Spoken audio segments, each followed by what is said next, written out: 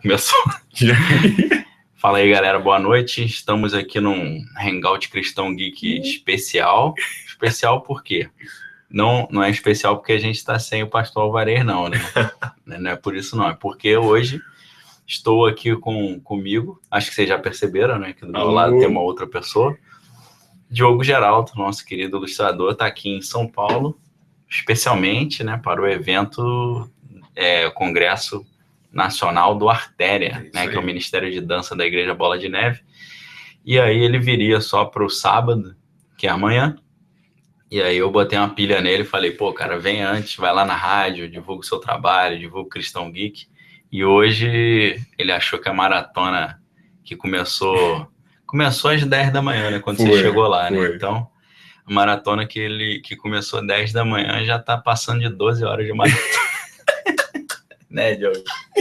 Hoje então, conta um pouquinho inteiro. Aí, Diogo, como é que foi a tua experiência? Não, aí? Foi muito legal. O pessoal da rádio é 100%. Boa, né? Um abração para todo mundo. Gostei. Amei vocês. Vocês são demais. Me receberam muito bem. O programa foi muito legal. Tudo que aconteceu lá, gostei muito. Muito bom. Você vê por que eu me amarro ali, né, da rádio, do ambiente, né? Maravilhoso. Janaína, Fernando, foi um Bruno. prazer imenso mesmo. Eu quase que me sinto em casa em Niterói, né? Porque o pessoal ali, apesar de ser paulista, é gente boa. Olha, rapaz. Tô brincando, vai tá? Sujar. Quando eu cheguei aqui em São Paulo, todo mundo me zoou. Então a gente tem que dar uma zoada. Tem que aguentar agora, né? E a gente também, tem uma galera... a gente, meio que o nosso público, né? Eu acho que eu já falei isso pra você uma vez. Quando a gente olha, por exemplo, nossos seguidores do Cristão Geek no Face, na nossa página do Face, a gente tem 3 grandes grupos, que são um público da cidade de São Paulo, né? Um público da cidade de Curitiba e um público do estado do Rio de Janeiro em geral. Com certeza. Então, 1/3 ficou chateado com a gente, os outros estão rindo. Então... Como eu te falei daquela vez, né? Pô, a gente machucou 1/3 só do público. É verdade, do público. É verdade. Então, tem essa vantagem, né? Tem essa vantagem. Pô, Diogo, uma história que você contou hoje lá na rádio que eu fiquei super, assim, empolgado, né? Eu tava dirigindo, escutando ali através do celular, né? O testemunho. Foi a história, cara, da vigília lá que... Foram 2 vigílias emendadas. Né? 2 vigílias emendadas. E aí... Se eu não tô enganado, na segunda, que foi que você subiu na comunidade lá que tava rolando, né? E aí te botaram logo na cara do gol ali, né? Na frente. Foi nesse dia que comecei a dançar. Fileira, né? Aí o baterista rolou um manto de mistério lá, ele te puxou. Não foi isso? Me puxou pra dançar. Conta um pouquinho esse detalhe, a gente não vai ter muito tempo. Tá. Porque... meia-noite, daqui a pouquinho, tem a oração com o apóstolo Rina no Periscope, né? Então a gente vai, quando chegar próximo de meia-noite, a gente vai interromper para poder dar atenção total lá na oração. Fazer também esse direcionamento, essa homenagem aí para o dia de amanhã do Artéria aí, né? Com certeza. Os adoradores do Senhor aí, dança, né? Com certeza, colocar em oração. Não, foi um testemunho de como eu comecei a dançar, né? Que eu não tinha o menor jeito, não tinha nada. Então você que não tem o menor jeito, fica tranquilo. Deus tem um jeito pra você.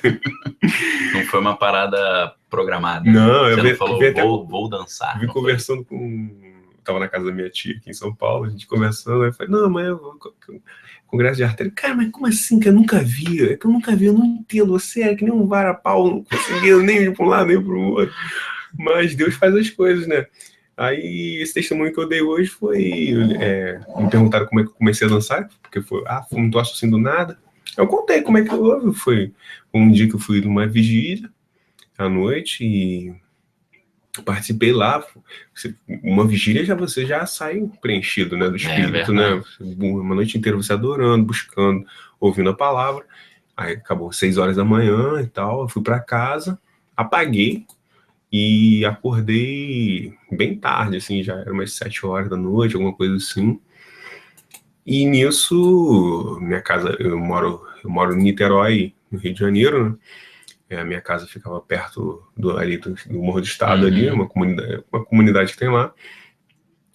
E eu acordei e estava ouvindo o som, o início de uma outra vigília, né? Eu tava vendo e tava muito forte a coisa. Tava bombando. Aquela do poder, até do poder. Tava fluindo. Não, mas é realmente bênção, assim, você sente no espírito quando alguma coisa é realmente, né? quando vem com força. Isso. E eu acordei aquilo já me chamando, assim, uma vontade de adorar com movimentos, e eu comecei a brincar um pouco na cozinha sozinho, mas muito forte, né? Deixando fluir. Deixando fluir, assim, todo... Na espontaneidade Na total. espontaneidade total. Aí, só que eu tô assim, como eu já tava, né, da outra vigília, já tava com um pote bem mais do que da metade, quase. Tava cheião, né? Cheião. Aí me dominou, assim, me deu vontade. Eu falei, cara, não sei onde é esse lugar não, mas eu vou subir aí, vou subir o morrão aí, vamos ver onde é que vai dar. E eu fui atrás do som da música, né? Fui subindo. E aí eu cheguei, era numa quadra, num ginásio, né? Que tem geralmente nesses lugares. E tava cheio o lugar, assim, só tinha um lugar lá na frente. Aí o diácono lá que tava lá me chamou, você tá aqui na frente, rapaz, você quer? Caraca, você nem onde eu tô me metendo, meu Deus do céu. Não te conhecia, ninguém, não conhecia ninguém, não sabia nem o que era aquilo que tava lá. Só rolar uma sintonia espiritual. Total, não fazia ideia nem de que... Até hoje eu não sei qual era a igreja. Porque não era daquele lugar, uma igreja que... Acho que era a comunidade Manto de Mistério. Uma igreja que foi lá e fez uma vez só. Entendi. Aí fui lá, aí sentei ali na frente, aí explico. Às vezes, você tá aí na igreja com vontade de adorar, e você fica travadão, não, cara. Assim, se tá vindo do Espírito, deixa fluir. Você sabe quando é uma coisa que você quer, ou não, é uma coisa que tá vindo por dentro, Deus tá mexendo, tá fazendo vontade de adorar, deixa fluir. Entendeu? Deixa fluir como Davi deixou e tal. Mas eu tava ali travadão, não sei o que e tal. Aí tava rolando a vigília e tinha um menino, um rapaz novinho, de 15 anos, mais ou menos, assim. Na bateria, o menino tava assim... Cara, o menino acho que era o mais espiritual da vigília. O cara tava sintonizadaço mesmo, assim. Eu já senti quando eu olhei, assim, falei, caramba. Aí, no meio do louvor, tocando mesmo, assim, soltou as baquetas, largou pra lá, porque nem sabia de nada mesmo. No meio da música? No meio da música que tava tocando. Não sabia de nada, e quem tava se levantou da bateria, desceu assim, aí veio, me pegou pelos braços assim, me sacudiu, né? Fez assim, ó. Só que rapidão. Tipo, se solta! E não sabia quem eu era, não sabia o que eu tava fazendo ali. Cheguei ali do nada, no meio da coisa. Aí eu falei, Deus, então vambora. Aí isso, bum, soltei aí, assim. Eu falei, é que nem como se você estivesse dentro do seu quarto. Você, às vezes, na igreja, precisa, para você alcançar um nível de adoração, até hoje eu uso isso como recurso. Eu tento me imaginar que eu tô sozinho dentro do meu quarto, que aí eu consigo ser completamente honesto. Sei, completamente, natural, né? Completamente verdadeiro com Deus. Você não fica assim, vou fazer um negócio que vai agradar. Assim, como se você não tivesse... escandalizar. Como se você tivesse... Assim, você levantar a mão, assim, na igreja. Às vezes você tá adorando na igreja, você tá assim... Aí se você se parar pra você ter uma noção, né? Pô, eu estaria assim no meu quarto. Aí você, cara, se você cair na real, não, cara, você estaria como no meu quarto? Você estaria lá, fazendo careta. E é isso que é sinceridade, é isso que é a expressão. Estaria andando nas paredes. Exatamente. E foi assim que nasceu. Comigo, a dança nasceu assim. E aí daí eu deixei explodir e foi, e nunca mais parou. Legal, porque não foi um negócio programado. Não. Você vê, tipo, Davi, assim, Davi tava lá cuidando das ovelhas e tal, aí Samuel veio ungir o cara.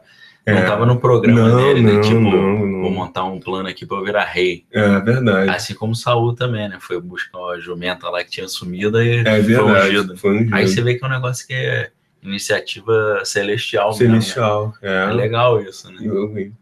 Chega a ser difícil de você compreender ou explicar, né? Explicar pra quem não vive nesse mundo, acha que é delírio. Com certeza. Esquizofrenia gospel.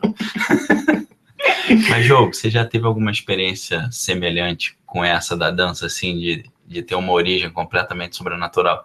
Você já teve uma experiência assim, com desenho? Com desenho? De fluir um negócio então, assim, de que acontece? meio que segurar a mãozinha. Sei o que você está falando. O que acontece? Você, em qualquer arte, em qualquer lugar... Acho que a gente pode conversar olhando para lá. Eu olho para você por ali. Não, porque se o pescoço, meu pescoço vai ficar doendo. Eu olho para ele, você olha para mim, eu olho para você. Melhor. E a gente olha para a galera também, né? Deus abençoe. Tá certo. Em nome de Jesus. Em qualquer expressão, em qualquer arte que você vai fazer, você pode fazer tanto pelo espiritual ou quanto pelo carnal, assim, pelo carnal que eu Entendi. digo assim, pela Um sua trabalho, né? capacidade, capacidade humana de Entendi. executar um projeto. Sim. E pode dos dois ficarem muito bons, de maneiras diferentes, claro. E na dança não tinha nada, zero conhecimento, só conhecimento cultural, né, filosófico sobre dança. Entendi. Mas prática, zero. Mas, então... E você não era um cara baladeiro de baladinha de Não, dança, não sabia, né? eu ia... Só pra pontuar pra quem não conhece. Eu ia, às vezes, quando eu tava no mundo, que eu ia na boate, uma coisa assim. Bartô? É. Aqui essa só quem é de Niterói, entendeu? É verdade.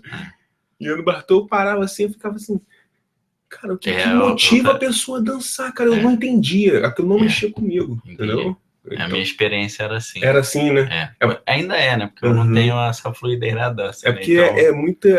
quando a pessoa geralmente, eu acho que existem tipos de pessoas, então tem pessoas que são dominadas pelo coração, e tem pessoas que são dominadas pela mente, pela razão. Quando a pessoa é muita, né, pela razão, racional, é difícil mesmo, é difícil mesmo, é complicado.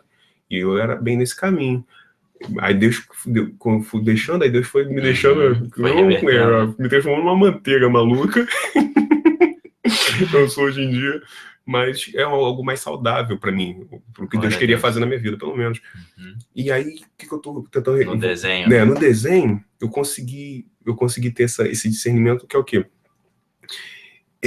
Às vezes, eu tô me pondo para desenhar no culto, né, durante a palavra, né? Glória a Deus, que foi assim, uma coisa que eu nunca pensei, e pô, uma benção. Foi o pastor Júlio mesmo? Foi o pastor Júlio. Tá. Aproveitar e mandar um abração. Abração. Querido amigo pastor Júlio. Quando é que você vai desenhar?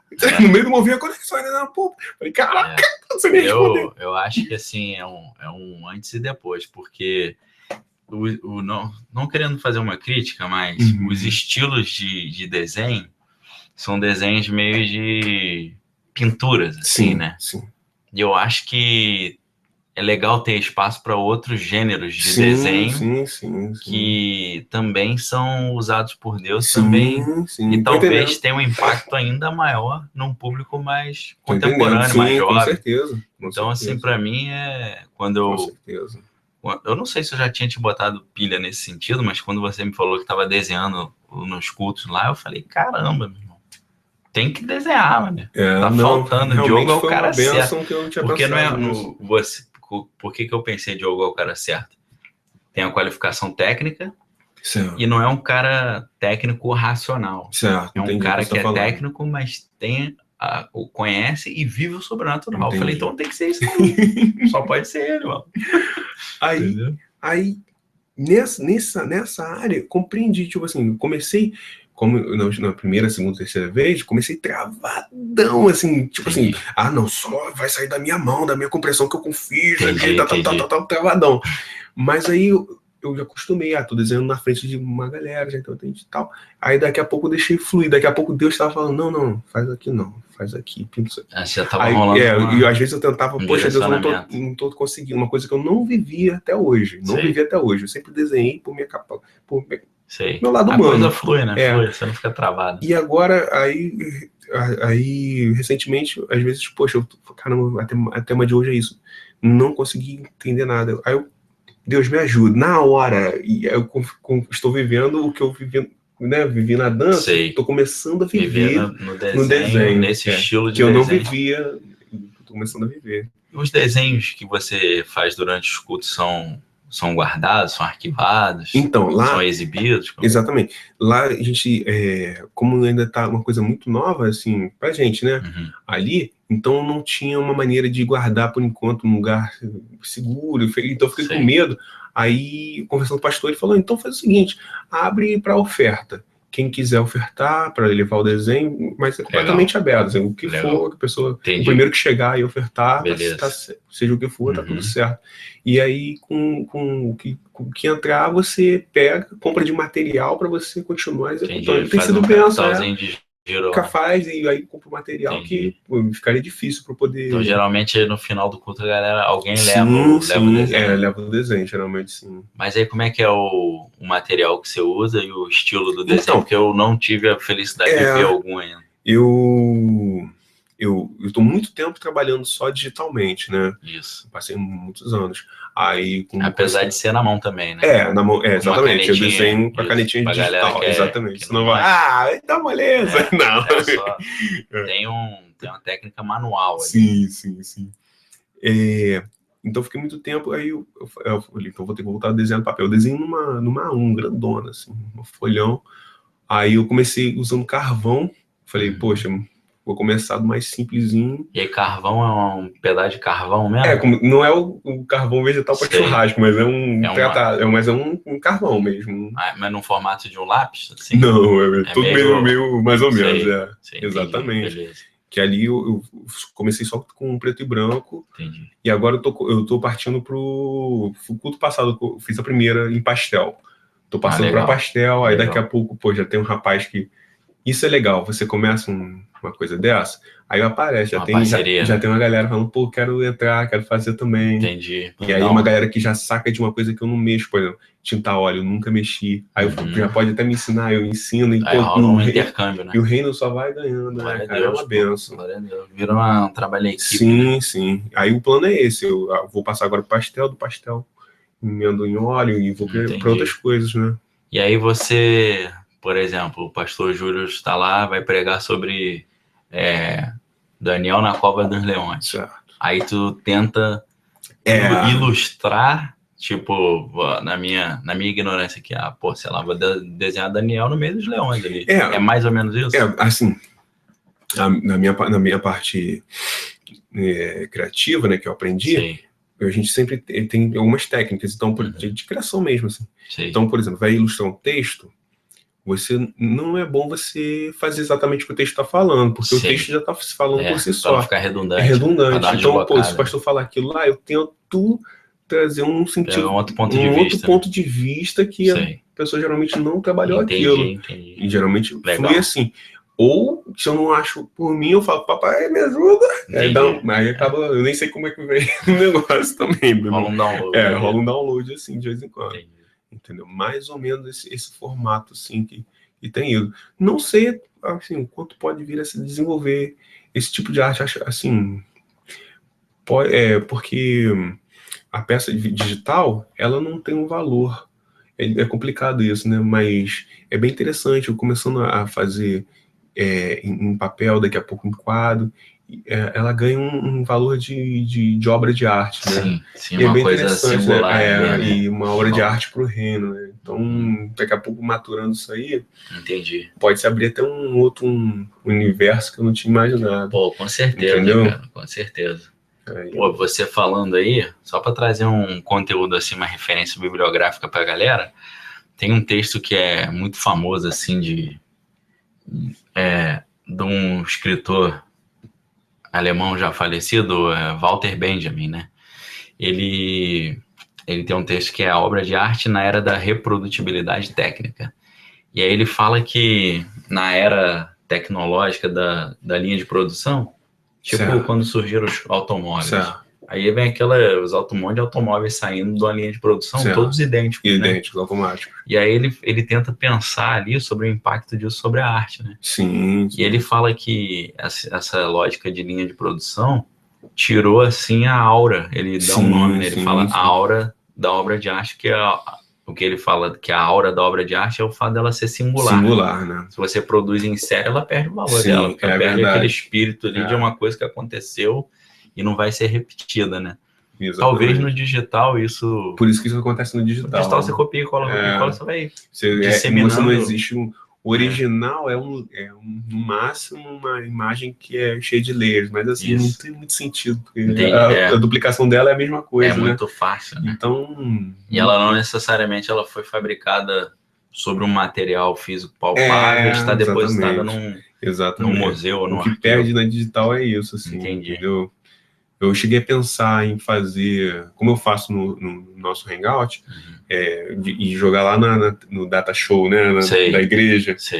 Mas assim, acabou que não fluiu essa ideia, e essa de fazer um material físico, eu achei mais benção, assim, total mesmo, entendeu? Achei muito legal. E geralmente, quando você desenha ali, os estilos... Sabe o que eu me lembrei, cara?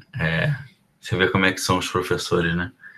Uma vez eu estava na faculdade de comunicação lá da UFRJ, na Federal do Rio de Janeiro, aí um professor falou uma parada lá de estudos culturais e tal. Uhum. Aí eu falei, pô, cara, o texto do Walter Benjamin, né, a obra de arte na era da reprodutibilidade técnica, pô, dá um embasamento legal para entender isso. Aí o professor, em vez de dar uma força, né, eu aluno ali, né, saindo da adolescência e tal, professor, esse textinho é aquele que todo mundo que é de comunicação conhece, né, só conhece esse texto. Aí eu falei, não é o meu caso, porque, por exemplo, eu conheço também o texto dele, o narrador, né. Aí ele, não, esse aí, todo mundo que é de letras só conhece esse texto também. Eu falei, pô, não entendi qual é desse cara, né? Aí eu falei, primeiro, eu não sou de letras. Hoje eu sou, né? Mas na época eu não era. Primeiro que eu não sou de letras, mas... E o texto A Pulga de Aço dele, você conhece? Eu não. Aí ele falou, não. Falei, pô, então, cara, você quer que conte história? O cara criou uma pulga de aço, aí veio um maluco da Rússia pra tentar estudar o que é. Aí virei bem, pô, não entendi qual é do comentário. A crítica, né? Ele tava querendo perder a pompa dele. Eu não entendi qual é. Aí ficou mal pra ele, porque eu perguntei, tu conhece a pulga de aço? Quebrou ele. Não conhece, pô. Pô. Tem um outro também sensacional dele, que é o Urso, que é incrível, conta, assim, sensacional, do mesmo autor. Eu falei, pô, que palhaçada é isso, cara. Aí, o que eu ia falar? Na hora que você vai desenhar, os estilos do desenho variam de culto para culto, ou geralmente eles acabaram criando uma identidade, assim. Eles eu tento sair um pouco do cartoon, né? Sei. Porque a temática... Pra não ficar... Você acha meio ofensivo? Não, se a temática fosse... Sei. Alguma coisa de guerra, por exemplo. Rei Davi. Aí uma cena Davi Golias. Se alguma coisa encaixasse bem pra ficar mais cartoon, fazer, não tem problema, entendeu? Mas eu comecei geralmente sai, né? Um pouco mais realista, com realismo de leve, assim, de anatomia, uma coisa mais trabalhadinha nesse sentido, assim. Mas, assim, não acho que deva ter nenhum tipo de limitação, não. Não tem E até uma coisa bem legal, assim, eu não tenho pouquíssima experiência, assim, mas admiro bastante, mas, por exemplo, trabalhar um lado abstrato, alguma coisa nesse sentido, entendeu? Mas aí precisa de uma maturidade também técnica, de mexer com tinta, precisa estar... Mas aí fazer uma pintura abstrata mesmo? Eu acho que é uma coisa bem interessante. Conceitual, eu não sei se eu peço a Deus, né? Eu já pedi um negócio da dança, aconteceu, eu vou ver. Peço a Deus que me dê uma maturidade poética, intelectual, para poder executar uma obra. Porque existe o abstrato de mentira, que é qualquer porcaria, de verdade. Cara, e existe algo realmente... O abstrato virou conceitual, algo realmente que tem ali por trás. Você olha e você consegue até... entrar na metafísica ali do que a pessoa quis exprimir. Exatamente. Entendeu? Então, mas eu acho que o problema, o bloqueio que eu vejo, assim, o obstáculo é a maturidade do público de ver que você não tá de palhaçada, né? Mas porque pro público ele não consegue distinguir o abstrato de alto nível do abstrato de real, bobeira, né? Do mentiroso. É igual você pegar uma música de vanguarda e tal, que os caras usam música concreta, por exemplo, que o Stockhauser, que era o alemão, ele pegava barulho de turbina de avião, de criança gritando, rindo na escola e tal. Aí, com isso, ele criava ele fazia um recorte colagem ali e construía peças musicais em cima disso. Aí nego olha e vai falar, pô, isso é palhaçada, isso não é música, né? Mas não entendi o conceito. Não entendi o conceito por trás. Né? Aí é a mesma coisa na arte, né? Tu pinta um negócio abstrato, os caras... O maluco amarelou de pintar a Vera e mandou um abstrato aqui. Porque tudo, na verdade, em artes plásticas, é o conceito, a criação e a poética, né? São esses caminhos, assim, que realmente valem, né? Com certeza. Eu quando eu comecei no meu início como desenhista e ilustrador, eu desprezava isso por falta de conhecimento. Entendi. Você chegou a ter o preconceito também com o abstrato ali. Na verdade, até hoje em dia, a maioria dos desenhistas tem, mas é falta de conhecimento. Eles têm conhecimento plástico, assim, de execução, mas teoria, conceitual, filosófico, toda essa parte, eles não têm. Aí falta. Fica meio manco, né? Eles se acham, mas, cara, ainda o cara tem que virar manco, o caminho todo. Ele tem ainda que fazer que nem Picasso, né? Começou aqui, dá a voltinha, chega aqui, parece criança de novo, mas aqui tá, né? Entendeu? Lógico. E você chegou a brincar, assim, ou fazer trabalhos sérios com abstrato já? Cara, eu fiz algumas experiências. Teve algumas experiências durante a tua caminhada? Porque é uma coisa que tolhe muito, é muito difícil. Depois que você tem um aprendizado, você tem um conhecimento acadêmico, né? Você passa por essa academia, né? De ensino. Cara, você fica muito enrijecido, né? Então, para você tirar... Você fica meio travadão. Porque muita coisa também... Existem vários caminhos na arte, mas um dos caminhos, por exemplo, é você, vamos dizer assim, você faz um traço e ele ser um traço natural, sem pensamento. E você, hoje em dia, eu acho que é dificílimo fazer. Qualquer traço meu tem uma motivação ali. Se a pessoa tiver sensibilidade, ela consegue ver que não é um traço natural. Não sei se deu para entender. São muitos caminhos, tópicos, maneiras de você construir uma obra de arte. Eu tô falando de um deles, assim, de você tentar... Tem, por exemplo, o Basquiat.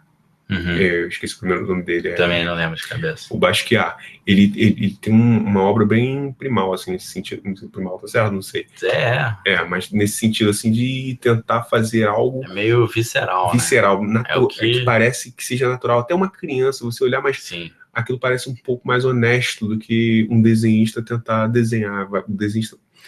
É que é meio difícil compilar tudo para explicar rápido, mas um desenhista, quando faz alguma coisa, assim, um ilustrador, fica com um tom de... quando não é natural, é... Artificial. Fica artificial, entendeu? Então, por isso, muitas vezes, uma obra de uma... Faz assim, num vocabulário mais vulgar, fica forçado. Muitas vezes, uma obra de uma criança, ela tem a naturalidade. Quando ela ainda não foi contaminada, ela tem uma naturalidade muito grande. E o Basquiat se assemelhava muito a obras infantis. É verdade. E você pode até fazer leituras sobre o lado psicológico da criança em cima dos desenhos. Sim. Você vê os traços ali, com certeza. Que tá por trás, né? E muitos caras da arte de vanguarda do século XX se inspiraram, chegaram a tentar voltar um desenho rudimentar e natural, assim, como o desenho infantil, né? Tem uma fundamentação filosófica em cima disso que é legal, que é o Hegel, o filósofo, que ele no livro Fenomenologia do Espírito. Aí ele fala da diferença do natural para o artificial. Olha aí. Ele fala que o natural é espontâneo, né? O artificial, aí ele vê a origem da palavra artificial, que é feito com arte. Entendi. E aí ele, uma distinção que não é a que ele deu, mas assim, uma explicação, é que ele fala assim, por exemplo, quando a gente está com fome, se você fosse satisfazer essa necessidade de comer de forma natural, a primeira parada comestível que passasse na tua frente, você ia comer. Agora, como a gente vive numa sociedade, tem uma cultura, que tem costumes e tal, você começa a elocubrar. Pô, tô com fome, mas eu quero comer hoje um hambúrguer. Entendi. Eu não quero ir num rodízio de massa. Aí já é uma satisfação artificial de uma necessidade que é natural, que é fisiológica. Isso aí, cara, muito legal. Essa parte. O Hegel é um cara muito difícil de ler, mas na hora que eu falei lá, quando eu falei do Walter Benjamin, o Walter Benjamin, quando ele escreveu esse texto, O Narrador, que ele faz um comentário sobre o estilo de narração, aí o subtítulo desse texto é um estudo sobre a obra de Nikolai Leskov. Aí foi o Nikolai Leskov, na verdade a discussão com o professor foi o seguinte, ele falou, o narrador, ele fala do Nikolai Leskov, mas ninguém nunca leu nada do Nikolai Leskov. Aí que eu falei, eu li A Pulga de Aço e o Urso, é do Nikolai Leskov, não é do Walter Benjamin. Quebrou as pernas. Que eu dei a sorte de ter comprado um livro de contos só do Nikolai Leskov. Entendi. Naquela época, né? Porque eu li o Walter Benjamin falando desse escritor, fiquei empolgado, corri Foi atrás da fonte dele, Aí, né? ninguém nunca leu isso, só fala de orelhada. Eu falei, não, li, tem um livro de contos aí. Viu como é que às vezes o professor, ele em vez de jogar pro alto, assim, estilo Jesus, né? Tipo, aí, pô, fiz alguns milagres aqui bem incríveis, mas obras ainda maiores que as minhas vocês podem fazer. Jogar a galera pro alto. É verdade. Tem uns que jogam pra baixo. Não, isso aí é triste, né? É triste. Infelizmente, o professor é uma sorte, né? E às vezes até, por exemplo... Depende da pessoa, né? Tem duas coisas que acontecem no estudo de arte, por exemplo. Que às vezes eu tô falando isso porque eu me amarro em arte. Meu doutorado era em linguística mais sobre arte. Eu mudei depois, acabou sendo sobre estudos de discurso religioso, mas era sobre renascimento, porque eu sou viciado em arte, eu fiz várias disciplinas de arte nas faculdades que eu fiz, tem especialização. Então, assim, quando eu tô falando os conceitos e tal. Eu estudei teoria da arte, crítica de arte. Duas violências que eu vejo que os professores fazem quando a galera vai estudar arte primeiro, você estudar arte só Renascimento, que é uma parada de 500 anos atrás. Eu acho a covardia você falar de arte só dar uma parada de 500 anos para trás, ou o maluco já chega falando de arte contemporânea, sem dar os fundamentos. Aí nego fica traumatizado, fala, pô, meu irmão, isso aí para mim não é arte, é palhaçada, né? Então acho que o legal é o cara vir construindo, né? E a galera entendeu como é que evoluiu, como é que a coisa chegou nisso.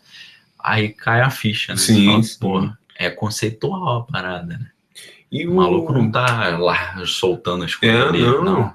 Tinha tentar lembrar nomes assim. Matisse. Matisse mais pra cá.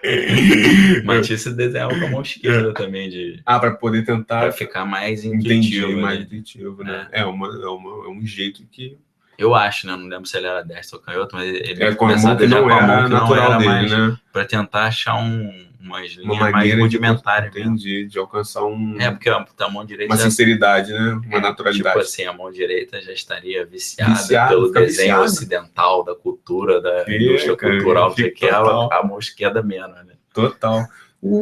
É engraçado porque, assim, o trabalho de desenho, de ilustração, depois que o cara pega essa bagagem toda, de conhecimento artístico, de história da arte, filosofia e tudo mais, ele pode vir a fazer arte também com ilustração. Entendi. O que eu tô falando? Até porque... Ele não precisa abandonar a arte figurativa. Não, né, porque você vai fazer porque a arte, na verdade, é uma expressão sincera. Né? Vamos dizer assim. Você pode... Um dos rótulos é esse. Você pode rotular assim, mais ou menos.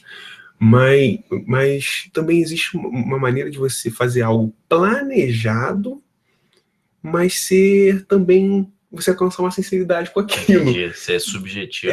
Entendeu? Porque, por exemplo... Não ser um troço mecânico. Deus criou o homem, mas ele fez planejado.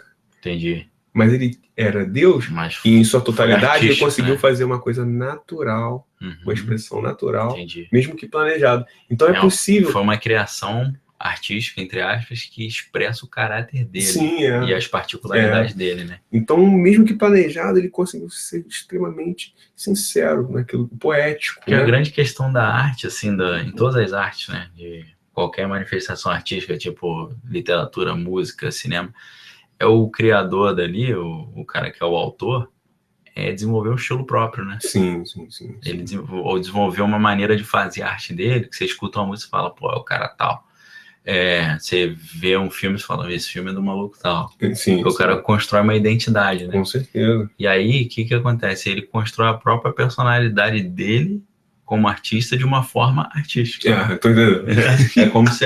Aí o Nietzsche falava isso. O Nietzsche falava... O Nietzsche, ele era anticristão, tal, mas ele falava da vida como obra de arte. Tipo, eu vou construir a minha história como se fosse uma pintura. Entendi. Entendeu? Eu acho isso interessante. Você falou dele agora eu tinha uma dúvida. Não sei se eu também assim. Tem um texto, pelo menos no Facebook, comentário assim, assinado como ele. Eu falei, pô, se foi dele, interessantíssimo. Mas se não foi, também é interessante, mesmo que não seja dele. Que é assim, eu não mudando um pouquinho só de assunto. Eu não acredito em um Deus que não saiba dançar. Ah, interessante isso. Seria do Nietzsche essa frase? Eu conheço, Entendi. não sei se é verdade que é dele, mas eu conheço sendo dele. Vamos supor se for, né? Uhum. É interessante isso dele falar. Obviamente ele era ateu, né? Sim. Mas eu não acredito num Deus que não sabe dançar. A gente pode ler assim: se um Deus souber dançar, eu acreditarei nele, né? E eu creio que o nosso Deus dança. Sim, amém. Com certeza, com certeza. Já começa, né? O Gênesis 1:2 fala assim, né? E o Espírito se revolvia sobre a face das águas. Você vê que é um movimento. Tava ali. Com certeza. Então, o Deus Pai, eu não lembro aqui de exemplo, mas o Espírito dança. O Espírito flui. Se revolvia é um movimento. Com certeza, com certeza. Tem uma repetição, tem um ritmo, tem uma consistência. Não, é algo lindo, assim. Agora, Diogo, já falta 4 minutos pra gente liberar. Sabe um negócio assim que eu tava pensando que a mente fica fluindo aqui? Tem um filósofo da escola de Frankfurt, que é o Theodor Adorno. Você já ouviu falar nesse cara? É um dos grandes teóricos da indústria cultural. Era socialista, né, marxista, mas tem uns textos interessantes. Ele falava muito sobre estética da música e tal. E ele escreveu um livro, se eu não me engano, é o Adorno. Sim, acho que é ele, se eu não estiver errado, depois a gente corrige. Dialética do esclarecimento. E aí, o que significa isso? Ele fala assim: toda corrente filosófica que surge, ou artística também, é a contestação da corrente anterior. Sim. E ele fala que o pensamento humano ele evoluiu assim. Entendi. Um cara fala uma parada, o outro contesta. Entendi. Aí o outro vai e contesta a tua contestação. Sim. Aí o outro contesta a contestação. Aí no final volta no que o... No princípio. Lá antigo. Aí o cara não... Uma outra visão. Tipo Sócrates, aí teve o aluno Platão, aí Platão contestou Sócrates, aí depois Aristóteles contestou Platão. Aí você vai indo lá na frente, aí, depois de 1000 anos o cara voltou no Sócrates. Certo. Aí o outro vem e dá uma de Platão, o outro dá uma de... É cíclico, aí né? ele fala, fica nessa mesmice. Sim. Então ele entrou numa neura que ele falou assim, cara, como é que a gente vai construir uma originalidade em cima disso se o que vem depois é só contestação do anterior? Certo. Será que dá para cair um troço assim do nada, do céu, que seja independente? Entendi. Ele entrou numa neura dessa. Aí no final da vida dele, cara, escreveu um livro falando sobre a inspiração que vem dos sonhos. Entendeu? Que ele fala, se eu construo uma obra filosófica ou artística com base no subconsciente, no meu inconsciente, inconsciente, tentando me escapar dessa dialética, esse debate de uma corrente que veio antes com a que vem depois, ele chamou isso de dialética do esclarecimento. E aí, o que eu fiquei pensando? Você falando, tô aqui fazendo uma ilustração lá durante os cultos, mas puxando uma inspiração em Deus. Sim. Aí eu falei, cara, às vezes a gente pode fazer uma adaptação dessa proposta do Adorno, de, vamos escapar da imitação dos outros, da mera contestação usando o sonho, vamos escapar usando o que vem, em vez de vir do sonho, vir do espírito. Não dá, com certeza. Entendeu? Dá sim. Então, assim, como romper a dialética do esclarecimento? Essa escravidão de eu só posso falar contestando o que falaram antes. Opção do Adorno, através dos sonhos. Opção nossa aqui, que a gente está defendendo como proposta teórica estética do espiritual, do sobrenatural. Com certeza. Aí fica uma dica aí, dá um trabalhinho de doutorado. Sai, vai pra frente bonito. Vamos terminar aí, já falta 1 minuto. Tá, que a gente vai liberar aí para a nossa oração com o nosso querido apóstolo Rina lá no Periscope. E a gente quer deixar essa convocação para a galera. Amanhã, Congresso do Artéria, na Bola de Neve Sede, a partir das 9 da manhã. Será vendido ingresso na hora lá. Isso. Se você quiser comprar o ingresso na hora, chegue antes. Tem como entrar. Tá? Chega a partir das 8. Mas não perca não, eu terei o enorme prazer e honra de levar a primeira palavra da manhã. E é uma palavra bem legal, não só para você que dança, mas você que gosta de adoração, de arte, de hebraico também, que a gente vai falar de hebraico. Então, fica esse convite. E já quero agradecer ao Diogo aí ter aceito o meu convite de vir antes, né? Não só ir na Não, rádio, mas foi maravilhoso. dar uma chegada aqui em casa Legal. também, né? Foi Conhecer ótimo. aqui. Conhecer tudo aqui. Aproveitar Foi bem que legal. tá com a família também, né? Foi bem legal. Então é isso, galera. Deus abençoe vocês. Fiquem com Jesus. Tchau, gente. Amém.